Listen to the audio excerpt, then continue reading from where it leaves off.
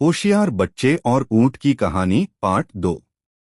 ऊंट के मालिक को चारों भाइयों पर शक हुआ कि इन्हीं ने ऊंट चुराया है।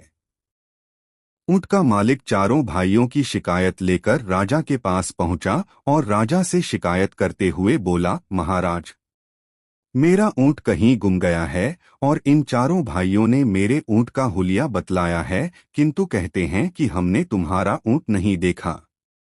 मुझे शक है कि इन चारों ने ही मेरा ऊंट चुराया है।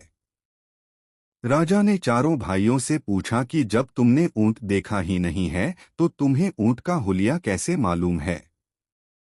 तभी सबसे बड़ा भाई बोला, महाराज, हम जहां से जा रहे थे उस रास्ते पर ऊंट के पैरों के निशान थे। एक पैर के निशान कुछ उभरे हुए थे, बाकी 3 पैरों के निशान गहरे थे। इसका मतलब है कि ऊंट का एक पैर टूटा हुआ था, जिसके कारण उसके उभरे हुए निशान बन रहे थे।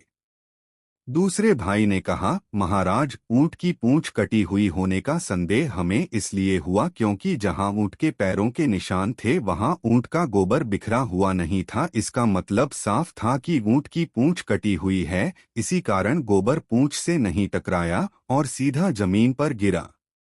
फिर राजा ने तीसरे भाई से पूछा तो उसने कहा, महाराज, ऊंट जहां से जा रहा था वहां एक तरफ की घास तो ऊंट ने खाई थी, जिसके कारण वहां घास नहीं थी, और जिस तरफ ऊंट की आंख खराब थी वहां उसे दिखाई नहीं दे रहा होगा, इसीलिए उस तरफ ऊंट ने घास नहीं खाई थी, और वहां की घास हरी थी, इसीलिए हमने अंदाज लगाया कि ऊंट काना है।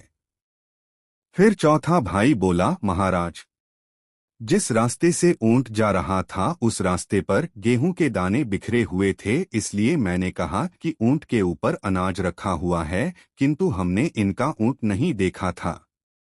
चारों के उत्तर सुनकर उनकी बुद्धिमत्ता पर राजा बहुत प्रसन्न हुआ और राजा ने चारों भाइयों को अपने सलाहकार मंडल में जगह दे दी।